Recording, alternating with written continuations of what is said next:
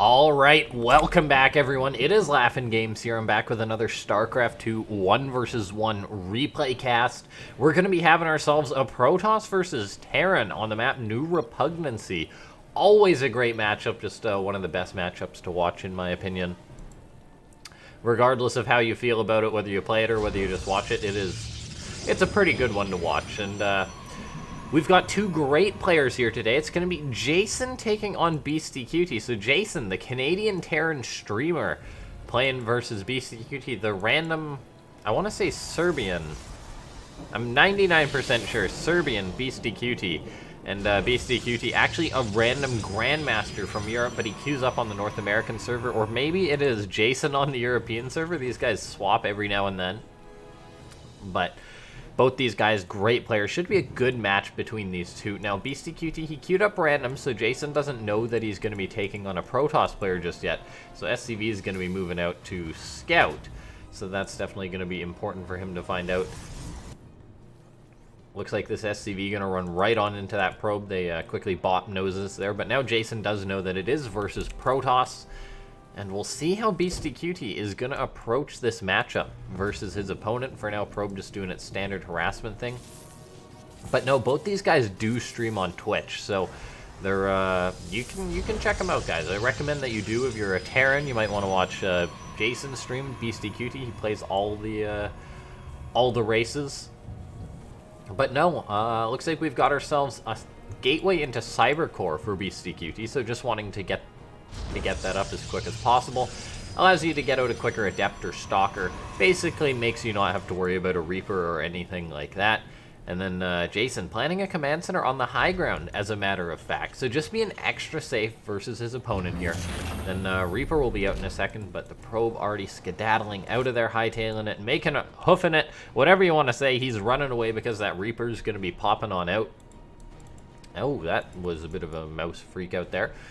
Jason's scouting out with his SCV because there's a stereotype, guys, that random players are cheesy, and I think it's 100% true. So checking for proxies and things like that, always a good choice. It's never a bad thing to really scout. And look at this Jason. He's just checking all over the map. He does not want to be proxied. Nothing dirty like that. And now everything, though, pretty normal this game. Just Beastie getting up his Nexus, Jason getting up his command center on the high ground just to be safe. And yeah, just a very normal opening between these two. Jason did see the Cybercore timing, so that is probably why his command center's on the high ground, if I had to say. But no, we'll see how this game is going to go on. Before things really do start to heat up, though, we're going to read the comment of the day, and it's actually a relevant one. I gotta say, I've done a good job finding relevant YouTube comments. And so patting myself on the back for this one, because this one actually is relevant to the player, or one of the players in this match. It's actually Rudair916 saying, you can call him Beastie, you don't always have to say Beastyqt. And to that I say, yeah, I guess that's true. I usually like to pronounce players' names fully unless I have explicitly heard them say what they prefer to be called or how they prefer their name to be pronounced. For example, I know Beastyqt has actually had some words on the the spelling of his username. He went on like a Twitter rant one day that's like, it's not a capital Q, it's not a capital T, it's just Beastyqt on the end there. So that's something. But yeah, I usually just try and make sure I got the pronunciation right, and it's up to the players to change their username if they want a nickname or whatever. But yeah, I definitely do that, but usually prefer to say the full usernames for a player just while casting. Reaper runs on in for Jason, sees the Reaper, so of course he knows the Stargate's on the way, knows the Robo's on the way, so he's got his scouting done. And when I say sees the Reaper, I meant sees the Phoenix, so he knows that it's definitely a Stargate play. We got a second of lag there. But we'll continue onwards here. Marines out for Jason, as it looks like he's planning a potential tank push versus his opponent, as he's made a few Viking series, getting out a lot of Marines and Cyclones, and sorry, a Cyclone push, not an actual tank push. And this is definitely looking like a pushing force that's going to be coming out of Jason, because look at this. he's got Vikings, he's got Cyclones and Marines, but he's not investing in anything else. And these are actually very good versus early game Protoss. Before, say, there's Blink, before there's Charge. These units will actually do very well versus a Protoss player. Looks like a Cyclone isn't going to lock onto that Phoenix. Not quite so lucky Phoenix there. But Jason is being very serious with this push. And the question is, can Beastyqt hold on? Jason's looking to get some damage done. He's coming forward. There's shield batteries that have started, but they are not going to be done in time right now. So actually a little bit mistimed here for Beastyqt, not realizing this attack was coming in soon enough. Now there's SCVs coming on and they can repair. It looks like they're going to be healing up those Vikings. They can maybe toss down a bunker or two if Jason so decides. But now Beastyqt is in a lot of trouble. There's a lot of Phoenix out, but these Marines and Vikings put out some serious firepower. And Immortal is done, which is very important for the Protoss to hold off this push. Vikings are landing as they realize they're not going to win out versus the Phoenix. And it looks like that the Protoss player may actually have just held this attack off. Expertly done by Beastyqt. They're managing to make that hold. He finished up his third base and held that attack off, so very well done by Beasty there. And yeah, I mean, he took losses, make no mistake. He lost 5 Phoenix holding off that attack, but that was no small commitment from Jason. Jason getting up his own 3rd command center, so he's not going to be super far behind in the economy. But still, Beasty can be pretty happy making that hold happen. His army, it was kind of reset, but he's getting into Colossus. He's continuously making more Phoenix as he wants to rebuild that count, play the Phoenix Colossus style, which I think can be one of the most daunting styles to use or to play against as a Terran. So good.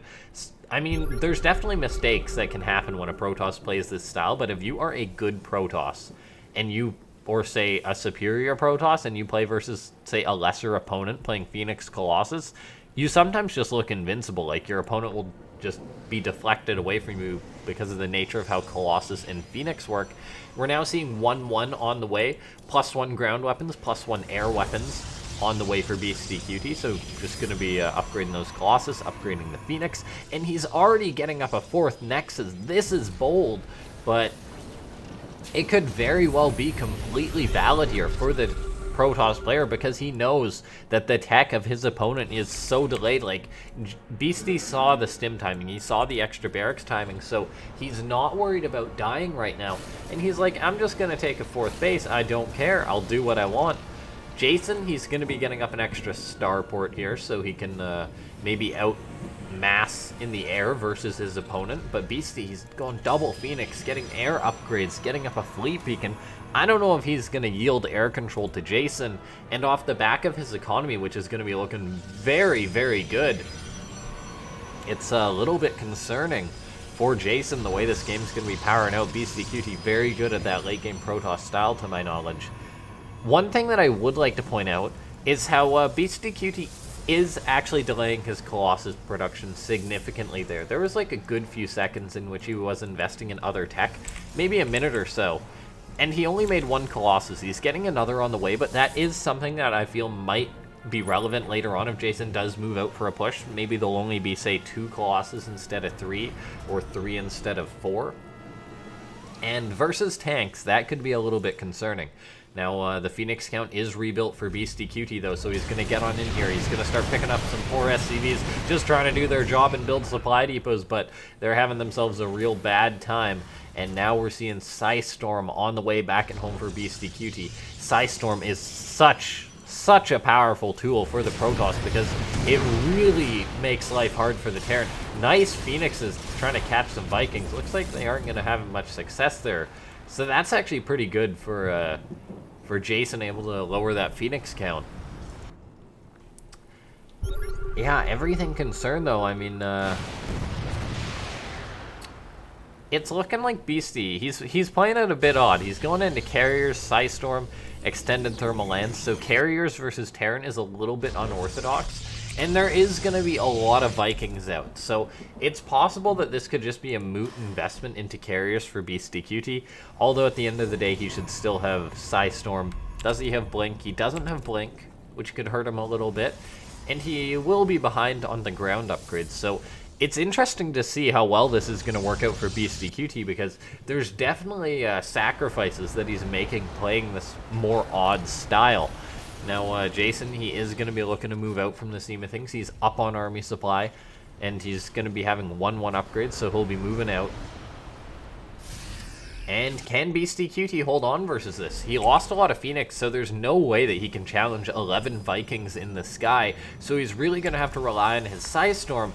However, the tanks can be absolutely critical for Jason. Even 3 siege tanks is enough to start bullying your opponent. Jason is looking to move on in towards this 4th base of Beastyqt, wasting no time at all. Got the Vikings just positioning themselves, trying to find a good angle there, but all of a sudden, Jason trying to bait Beastyqt into a bad fight right now. Widow Mines are going to be going off in the army. A lot of friendly fire going down there, though. Interceptors and Zealots trying to bait out those mines, and they've done a good job so far. The Vikings, though, they are patiently waiting to make sure that they can pick off those Colossus when they step forward. That's their main job.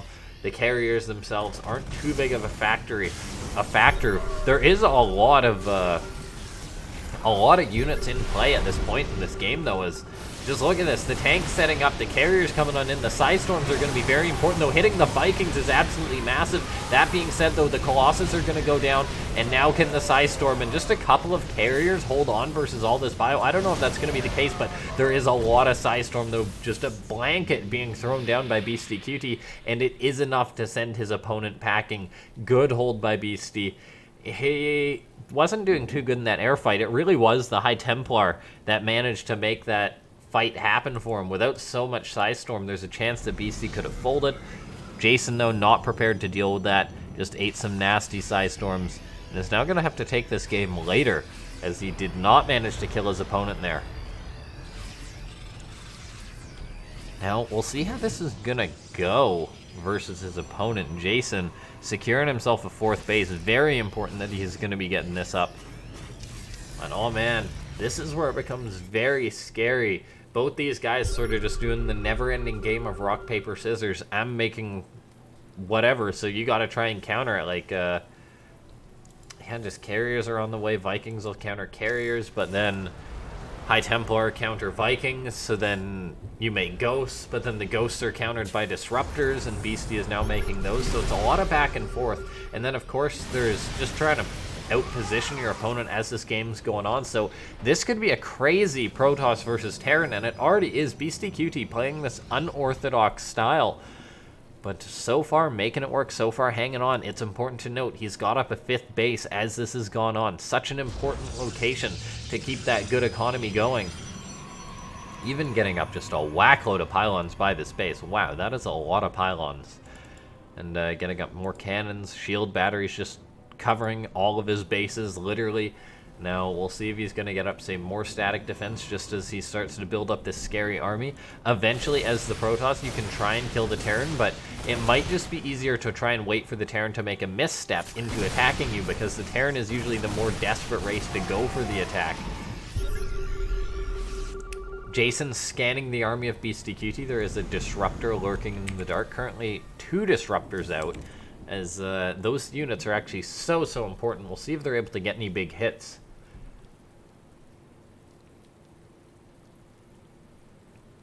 This one disruptor is just lurking out. It gets scanned by Jason.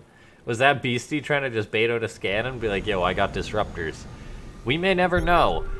Everything considered, though, I think it is considered that the Protoss late game is better than the Terran in this exact situation, because the tech is all here for Beastyqt. Jason, though, he has shown willingness to use ghosts, and he's even made a nuke here, so calling in a nuke on his opponent, but oh, look at this. Yeah, this ghost is going to have a real bad time. Trying to get a red dot onto this red Protoss army, but Beasty sees the ghost. Now, Jason is moving north. He's maybe going to be looking for a good engagement here. Keep in mind, it's important to note that basically, since Beastyqt has invested so much in the air, his ground army isn't that good. That's why he's relying on the AoE so much, because they can get ridiculously high value.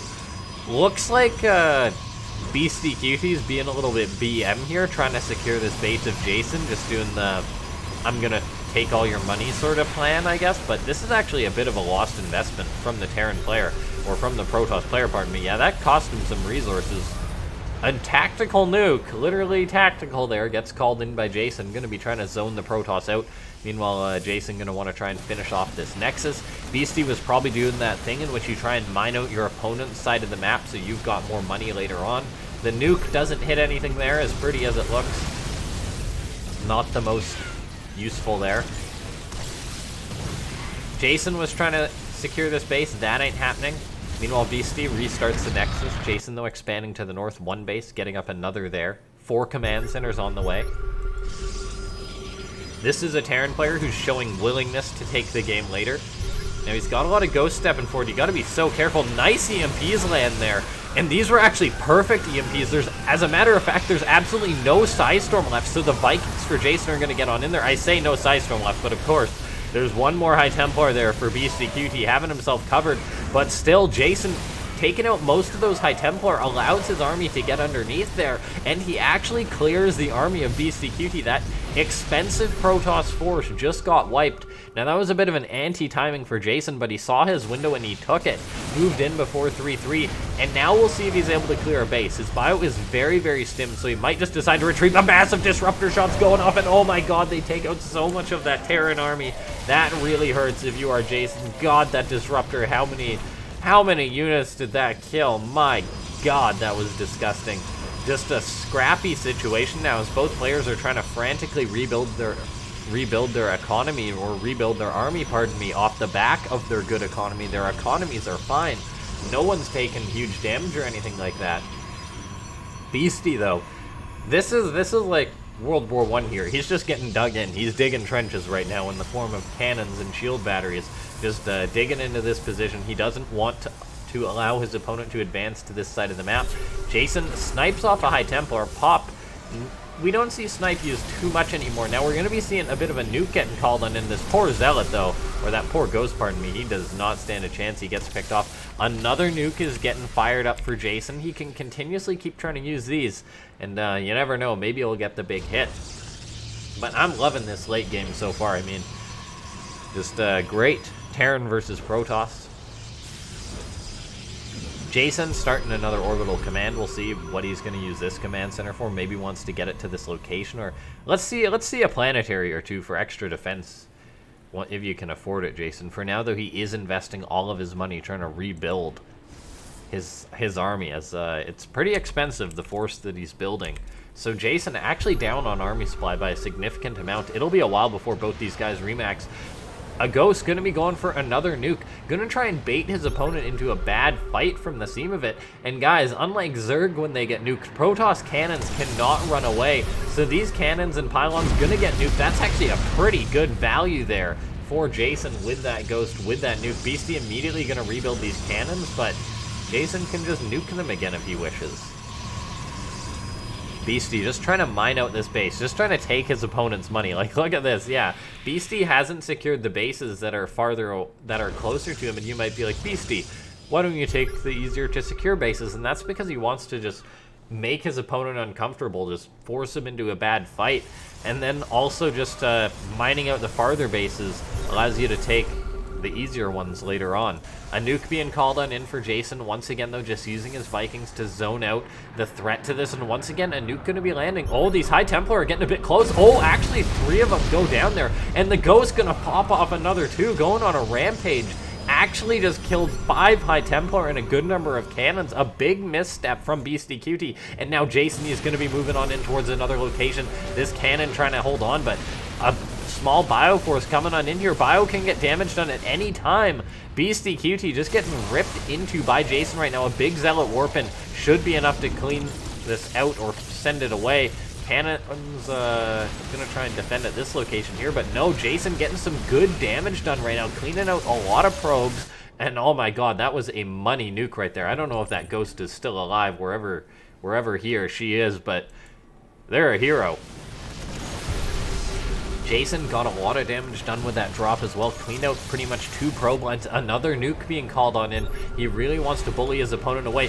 Vikings gonna find oracles here, picking off observers as well. Jason, he's just having the time of his life right now. This nuke is gonna kill this cannon. Jason actually sees that this base is exposed, so he's gonna nuke it. I mean, he maybe could have just ran in with a bit of bio or something, but go for the more fancy option. Jason just calling in nukes left and right. So we'll see how this is gonna go now. But no, oh my god, just a great TvP so far. Both these guys sometimes making mistakes here. And speaking of mistakes, Jason actually moving out with some of his bio ghosts, marines, and marauders, but not in significant enough numbers to get anything done, so actually has to retreat, trying to queue up snipes on these zealots, but that's not going to happen. Now EMPs are going all over the Protoss army, though. This could be Beastyqt taking a bad fight. He's got lots of High Templar, though. Eats some more EMP, though. He's still got 1 or 2 Psystorms, though. Where's he going to use it? What's he going to use it for? He doesn't have Psystorm anymore, so suddenly Beastyqt could be taking a bad engagement, and he's actually just plummeting in that supply compared to Jason. Jason, I mean, he came in at a bit of a weird angle, but I think he's going to clean out this entire Protoss army. Archons, Disruptors, and Immortals all going down. A ton of Stalkers coming in to try and reinforce, but in the end, not a bad trade for Jason there. And as a matter of fact, there's been a lot of trades that haven't been bad for Jason.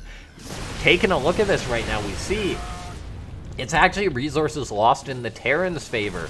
And in a late game TvP, a Protoss who's being careful won't usually let this happen. So Beastyqt playing a little bit reckless in a sense. I mean, of course this is still anyone's game, but he is approaching this game a little bit different here. We'll see if he can bring it back, because he's definitely down in the numbers for now. He's taken a bit of a hit on his economies. Jason coming on in, going to try and clean out the space. A recall went down from Beasty. I'm not sure what he was trying to recall there, like, as that would have been a bit risky, recalling onto a ton of bio when your army supply isn't that much, though. Nice find for Jason, taking that base. Beasty, he's going to start the Nexus up once again. Jason sees this, but he's busy trying to respond to this army on his front door. Beasty, though, just looking to push on in, but he can't push in with this. He's got Psystorm, yes, which is very good, but Jason, he's just still rebuilding his ghosts, and he's got a good chunk of bio.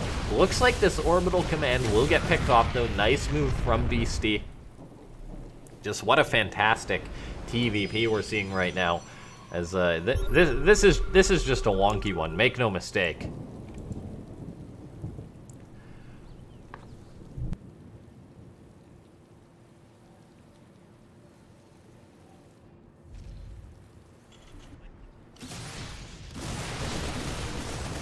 Jason coming on in here, going to be denying this base once again. Beasty mined a little bit off it, but in the end, I don't think it was worth the hassle, him trying to secure this one. Jason setting his sights on these other locations now.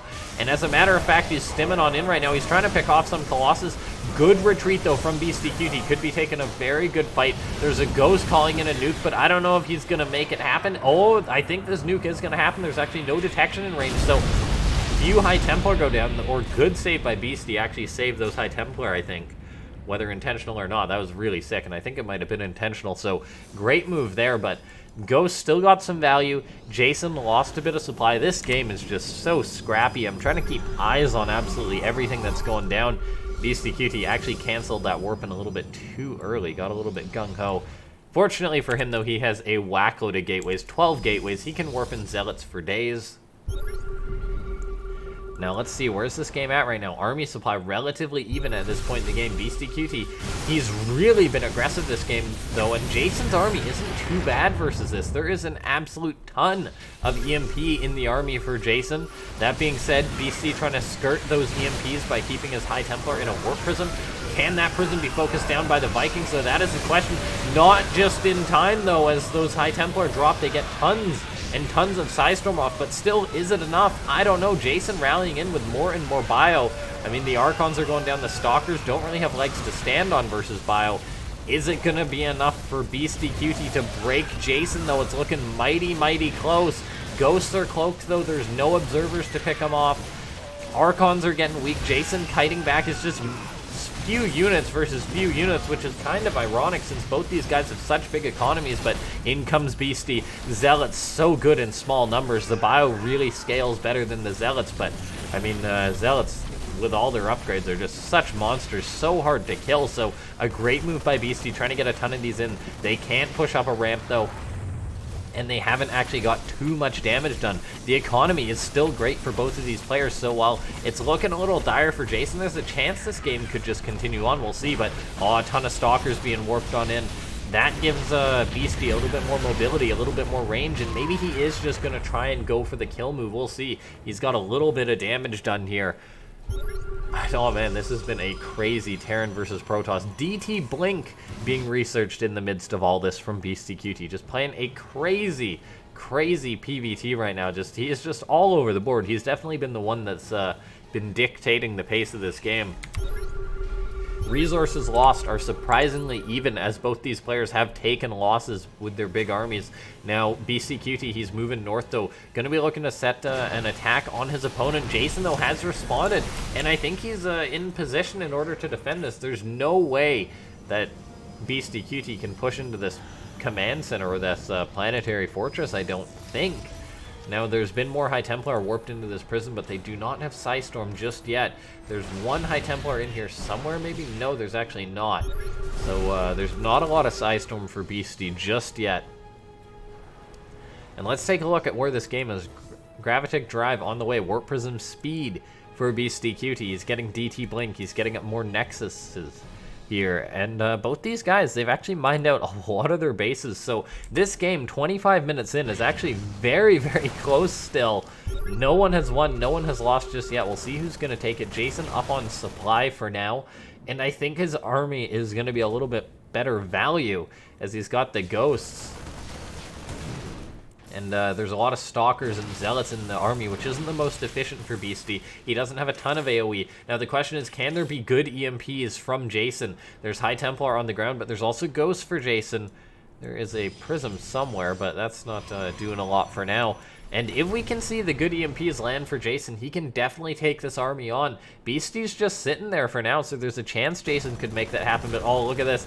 Big Zealot warping going down into the main base. Ghost sniped off some Zealots, but there's so many. So this is really throwing a wrench into things for Jason. But in the end, he should be able to clean up this first warp in his Zealots. Meanwhile, there's a skirmish going on at the front. This is actually looking pretty good for Jason, holding that attack off. He shuts down the Prism, and he's going to be able to get the rest of his units over here. He's maxed out. Beastyqt wants to attack. He's actually just playing so reckless this game, trying to dodge out blinks, but that's not happening. Observer going to be getting scanned. Oh, EMPs land on a lot of the High Templar there. Morphs an Archon because it'll be a long time before they build up energy once again, but that Archon is a dead Archon. Beastyqt going to be teching into Disruptors right now, as he wants to have AoE that won't be disabled by Vikings or Ghosts. And Disruptors are a very good option for that. Look at this, though. Jason maybe thinking of pushing on in. Beasty, he's got himself a good bank right now, as 3,000 minerals in the bank isn't a small amount, but it does come down to this big army fight, and he doesn't seem to be giving too much focus to it. That being said, he still has a fair bit of AoE in it. Even just a few High Templar, even just a few Disruptors can just give you the win as a Protoss if you take a good engagement. But then there's always a chance you get your army just completely EMP'd. For now, the Beastyqt trying to pull his opponent out of position, start working away in this command center. Can he pick it off? Psystorm going down on some of the SCVs, but other High Templar getting EMP'd. There's only like one Psystorm left, and it gets used by the Protoss player. Now he's attacking into this bio, which is very overstimmed, but still there is enough Terran to keep pushing back this Protoss. The Archons, they can't really just trade out versus stimmed bio with no support. Their arms just aren't long enough in order to hit the bio, as it just has more mobility, which really makes it win the fights. Now there are Disruptors in the army for Beasty. Now he's going to be losing a base, but it's not super important. There's a Disruption Nova going out. What's it going to hit? Gets a decent connection. Another 2 shots being fired out. That's going to be some dead Widow Mines. So good move by Beastyqt. These Disruptors enough to send his opponent packing. Meanwhile, a ton of Zealots at the natural of Jason just going to be picking off some supply depots, because apparently they hate supply depots. Ghosts are coming on, and they get that extra bonus versus light Zealots. Meanwhile, there's a skirmish going down on this front line right now. Psystorm dropping on a portion of Jason's army. The rest is still there, but oh man, disruption shots going out. Jason, he's retreating, but suddenly his army has folded as it was very overstimmed. Keep in mind, he lost that base, so his economy is starting to fall here. So Jason on the retreat for now. He's going to have to cancel that command center. He's going to be losing this location.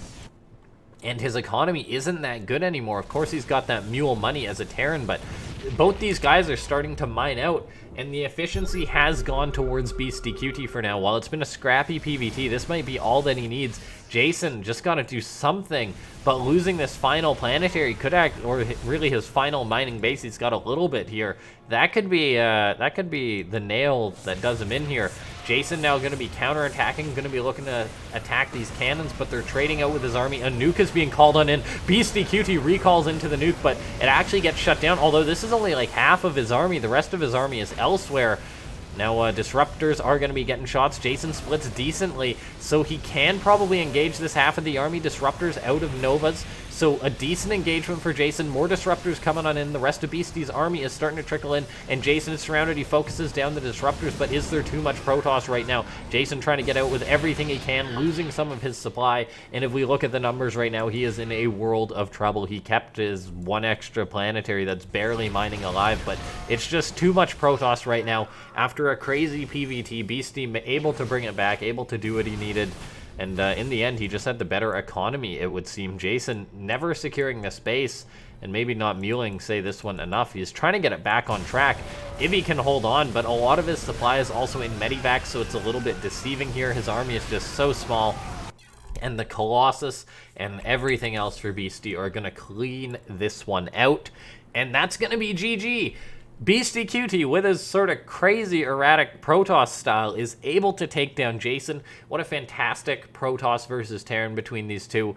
In the end, I think Beasty a little bit higher in skill than Jason, maybe. I mean, Jason's a fantastic Terran, but Beasty has literally been like a pro for years, so great game, though. Jason definitely showed some fantastic moves, but in the end, I guess it's tough to say exactly what Jason did wrong. It felt like he played a good PvT, but maybe he just took a few too many missteps or something with throwing away his army or something, and not trading out well enough. Not securing this base, I think, could have been a big one, or maybe, say, not muling this base enough or something. It's really tough to say. In the end, though, a great PvT. Make sure to hit that like button. I don't think I mentioned it all video, so if you guys have stayed to the very end, for starters, you probably liked the video, so hit that like button. Let's try and hit 20 likes on this. And if you're new to the channel, make sure to hit that subscribe button. Otherwise, I'll see you guys next time. Thanks for watching.